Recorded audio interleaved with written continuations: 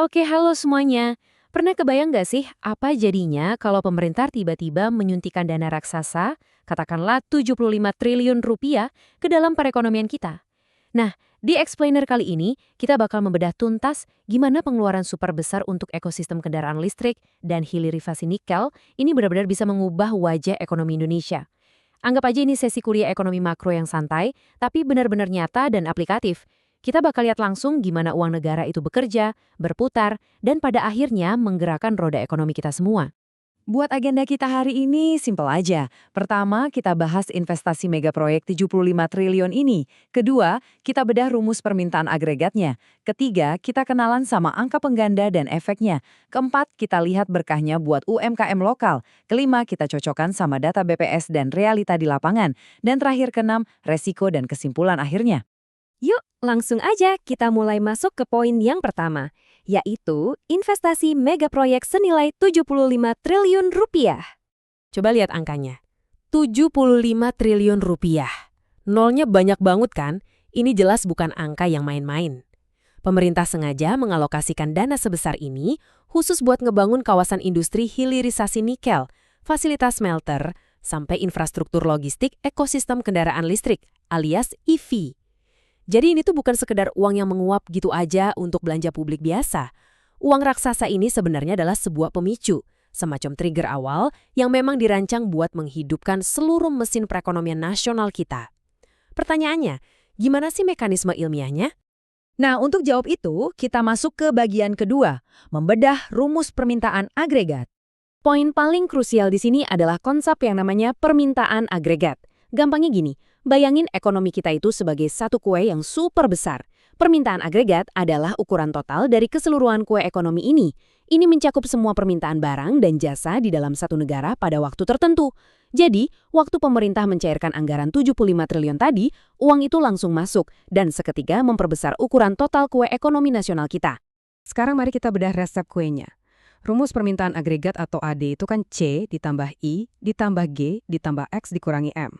Suntikan 75 triliun tadi, itu posisinya masuk langsung ke huruf G, alias pengeluaran pemerintah atau government spending. Tapi serunya nggak berhenti di huruf G aja. Uang ini tuh ngalir kayak air. Dari G dia dorong huruf C atau konsumsi, karena proyek ini kan nyerap banyak tenaga kerja yang dapat gaji. Terus dia memicu I atau investasi, di mana perusahaan swasta pada ikutan masuk bikin pabrik karena infrastrukturnya udah disiapin. Dan boom, pada akhirnya ini bakal meroketkan X, yaitu ekspor, karena kita sekarang jualan produk bernilai tambah kayak komponen baterai EV, bukan cuma ngirim tanah nikel mentah ke luar negeri. Terus, kalian mungkin mikir, emangnya 75 triliun itu bakal muter dan nilainya tetap 75 triliun aja? Nah, kita bahas ini di bagian ketiga, angka pengganda dan efeknya. Disinilah teori ekonomi ketemu sama dunia nyata. Kalau pakai skenario ekonomi tertutup yang sangat sederhana dari teori Keynesian, di mana orang langsung ngebelanjain 70% uangnya, angka penggandanya atau multipliernya itu tembus di 3,33. Artinya, belanja 75 triliun tadi secara teori bisa meledak jadi hampir 250 triliun permintaan agregat baru. Gila kan? Tapi ingat, kita kan hidup di dunia nyata dengan sistem ekonomi terbuka. Ada pajak 10%, ada juga impor barang 20% yang bertindak sebagai kebocoran atau leakages. Karena kebocoran inilah, angka pengganda yang realistis menyusut jadi sekitar 1,75. Tapi tunggu dulu. Meski menyusut, coba perhatiin deh. Modal awal 75 triliun tadi tetap membesar, beranak pinak menciptakan total putaran ekonomi sampai sekitar 131,25 triliun rupiah. Benar-benar luar biasa kan efeknya?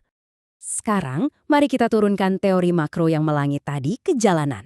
Kita masuk ke bagian 4, berkah bagi UMKM lokal. Di sini nih, efek dominonya kerasa banget buat masyarakat. Langkah pertama, pemerintah keluarin duit buat bangun jalan atau pelabuhan di kawasan smelter. Langkah kedua, kontraktor yang ngerjain proyek ini otomatis bakal rekrut ribuan pekerja, dari insinyur sampai kuli bangunan. Nah, di langkah ketiga inilah keajaiban konsumsi terjadi. Pekerja-pekerja ini kan pasti butuh makan siang, butuh tempat kos, butuh ngopi, butuh laundry baju. Terus kemana mereka belanjain gajinya? Betul banget. Langsung ke warung-warung makan dan toko kelontong di sekitar situ. Jadi, uang miliaran yang awalnya dari pusat tadi, pelan-pelan ngalir deres ke kantong UMKM lokal dan langsung menaikkan taraf hidup masyarakat di daerah tersebut. Tentu aja, penjelasan tadi bukan cuma omong kosong. Mari kita buktikan di bagian kelima, data BPS dan realita. Coba deh lihat data Badan Pusat Statistik tahun 2025 ini. Data ini tuh seakan memvalidasi semua teori kita barusan. Pertumbuhan ekonomi nasional kita tembus di angka 5,11%. Dan coba tebak, siapa bintang utamanya? Ekspor barang dan jasa melesat 7,03% dan investasi di kuartal 4 melonjak 6,12%. Ini tuh bukti konkret kalau strategi ngegedein komponen ekspor dan investasi di rumus kita tadi benar-benar jalan. Ekspor turunan nikel yang nilainya tinggi sukses banget jadi mesin utama penggerak permintaan agregat kita. Dan ngomong-ngomong soal efek berantai investasi, coba lihat angka fantastis ini. 9,8 miliar dolar Amerika, atau kalau dirupiahin sekitar 142 triliun. Ini adalah data investasi proyek baterai kendaraan listrik terintegrasi di Jawa Barat. Fenomena ini dengan sempurna menggambarkan apa yang di ekonomi disebut crowding in. Jadi, karena pemerintah udah rela keluar duit di awal buat bangun infrastruktur dasar dan menekan risiko logistik, pihak swasta internasional jadi merasa aman. Mereka akhirnya kepancing buat masuk bawa modal kapital raksasa ke dalam ekosistem kita. Strategi yang pintar banget kan? Tapi tentu saja kita harus tetap kritis. Kita masuk ke bagian terakhir, risiko dan kesimpulan akhir. Sebagai pengamat yang objektif, kita nggak boleh tutup mata sama risikonya. Multiplier effect yang cantik di atas kertas tadi bisa aja bocor alias menguap ke luar negeri kalau ternyata proyeknya didominasi sama impor mesin atau terlalu bergantung sama tenaga kerja asing. Makanya, aturan tingkat komponen dalam negeri atau TKDN itu wajib banget dikawal ketat. Selain itu, kalau pengelolaannya amburadul, ya siap-siap aja uang pajaknya terbuang sia-sia. Terus yang paling penting, ekspansi smelter ini mutlak harus mematuhi standar lingkungan.